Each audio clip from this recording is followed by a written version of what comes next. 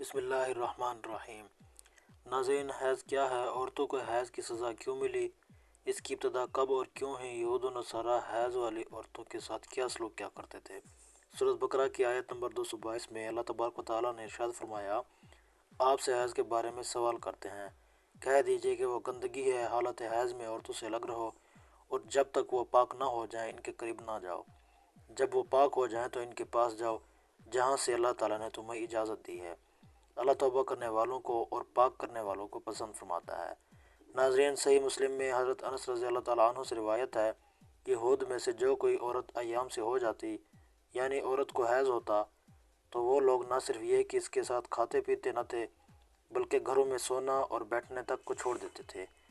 صحابہ کرام نے آپ صلی اللہ علیہ وآلہ وسلم سے اس حوالے سے پوچھا کہ حیضہ عورتوں کے بارے میں یہود کا تو یہ حال ہے، ہم کیا کریں؟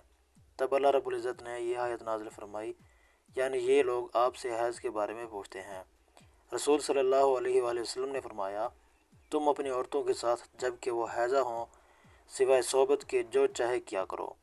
جب یہ خبر یہود کو پہنچی تو انہوں نے کہا، یہ آدمی یعنی محمد صلی اللہ علیہ وآلہ وسلم ہمارے جس دینی امر کی طرف متوجہ ہوتے ہیں اس میں ہماری مخالفت ضرور کرتے ہیں۔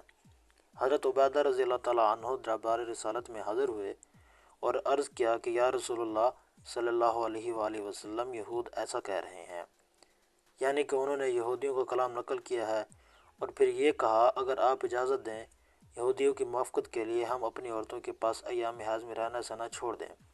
یہ سن کر رسول صلی اللہ علیہ وآلہ وسلم کا چہرہ مبارک متغیر ہو گیا، اور ہمیں یہ گمان ہو گیا کہ آپ صلی اللہ علیہ وسلم ان دونوں پر خفا ہو گئے۔ وہ چلے گئے۔ ان کے جاتے ہی رسول صلی اللہ علیہ وسلم کے پاس کہیں سے تحفتاً دودھ آیا۔ آپ صلی اللہ علیہ وسلم نے ان دونوں کو بلایا اور ان دونوں کو دودھ پلایا تاکہ انہیں یہ پتہ چلے کہ رسول کائنات صلی اللہ علیہ وآلہ وسلم ان سے ناراض نہیں۔ ناظرین، حیض سے مراد وہ خون ہے جو بالغ غیر حاملہ عورت کی رحم سے آئے اور اس کا سبب بیماری نہ ہو، اسی خون کے سبب کسی عورت میں بچہ پیدا کرنے کی صلاحیت موجود ہو۔ اگر کسی عورت کو حیض یعنی ماہواری ہو تو وہ بچہ پیدا کرنے کی صلاحیت سے محروم ہوتی ہے۔ اس کی ابتدا کے حوالے سے قول یہ ہے کہ اس کی ابتدا حضرت حوا سلام اللہ علیہا سے ہوئی۔ حضرت حوا نے جب شجر ممنوعہ کا پھل کھایا، اسی وقت سے یہ بیماری عورتوں کے ساتھ لگ گئی۔ بعض حضرات اس کی ابتدا بنی اسرائیل سے اور بنی اسرائیل کی عورتوں سے قرار دیتے ہیں، مگر اس قول کو امام بخاری نے رد کیا ہے۔ ناظرین، حیض کی کم از کم مدت 3 دن اور 3 راتیں، جبکہ زیادہ سے زیادہ مدت 10 دن اور 10 راتیں ہیں۔ اگر کسی کو 3 دن اور 3 رات سے کم ماہواری آئی ہے تو وہ حیض نہیں بلکہ استحاضہ ہے۔ اسی طرح اگر بیماری یا کسی اور وجہ سے کسی کو 10 دن اور 10 رات سے زیادہ ماہواری ہو تو وہ جو 10 دن سے زائد ہوگا وہ بھی استحاضہ ہے۔ ناظرین، استحاضہ سے مراد عورت کی شرمگاہ سے نکلنے والا وہ خون ہے جو نہ حیض کا ہے نہ نفاس کا، بلکہ کسی بیماری کی وجہ سے آتا ہے۔ ناظرین، حدیث کی بعض کتابوں میں اس مضمون کی روایات بھی موجود ہیں جن میں کہا گیا ہے کہ بنی اسرائیل کی عورتوں کو مسجدوں میں جانے اور مردوں کے ساتھ باجماعت نماز ادا کرنے کی اجازت تھی۔ وہاں انہوں نے ایڑیاں اونچی کر کے مردوں کی تانک جھانک شروع کر دی، چنانچہ انہیں مسجد جانے سے روک دیا گیا اور ان پر حیض مسلط کر دیا گیا۔ یہ روایت مصنف عبدالرزاق اور مسند اسحاق میں حضرت عبداللہ ابن مسعود، حضرت ابوبکر اور المومنین حضرت عائشہ صدیقہ رضی اللہ تعالیٰ عنہ سے مرفوع مروی ہے۔ ان میں سے بنی اسرائیل کی عہد سے عورتوں میں حیض کی ابتدا کی وجوہات کہی گئی ہے وہ درست نہیں ہے۔ بعض حدیث شریف سے اشارہ ملتا ہے کہ عورتوں میں حیض کی ابتدا روز اول سے ہے۔ حضرت عائشہ صدیقہ رضی اللہ تعالیٰ عنہا حجۃ الوداع میں اللہ کے رسول صلی اللہ علیہ وآلہ وسلم کے ساتھ حج کے ارادے سے نکلیں، راستے میں انہیں حیض آ گیا تو وہیں پریشانی سے رونے لگیں کہ اب وہ حج ادا کرنے سے محروم ہو جائیں گے۔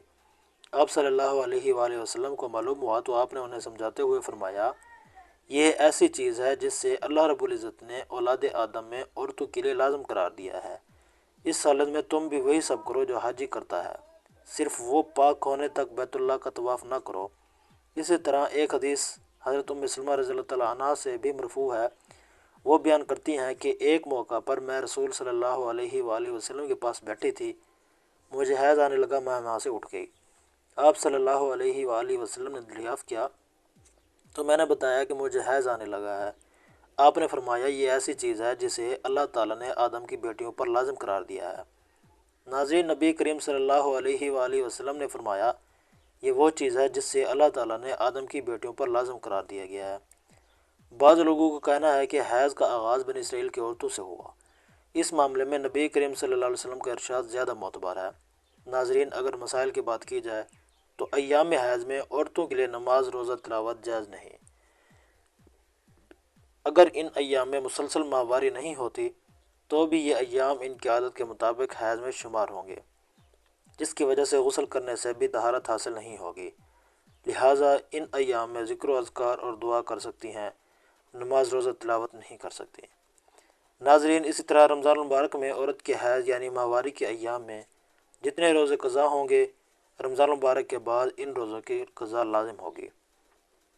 ناظرین، اسی طرح نماز کے حوالے سے مسئلہ یہ ہے کہ عورت کے لیے ناپاکی یعنی حیض کی حالت میں نماز پڑھنا جائز نہیں بلکہ معاف ہے، یعنی کہ قضا بھی لازم نہیں۔ البتہ یہ عورت اگر جنابت کی حالت میں ہو یعنی اس پر غسل لازم ہو، خواہ ہم بستری کی وجہ سے یا حیض کے ختم ہو جانے کی وجہ سے، اس وقت نماز نہیں پڑھ سکتی جب تک کہ غسل نہ کر لے۔ اس حالت میں اگر کوئی نماز رہ گئی تو اس کی قضا لازم ہوگی۔ ناظرین، اسی امید کے ساتھ اجازت دیجیے۔ اگر آپ کو ہماری ویڈیو پسند آئی ہے تو جلدی سے ہمارے چینل کو سبسکرائب کیجیے اور بیل آئیکن کو پریس کر دیجیے تاکہ میری تمام آنے والی اسلامک ویڈیوز آپ تک پہنچ سکیں۔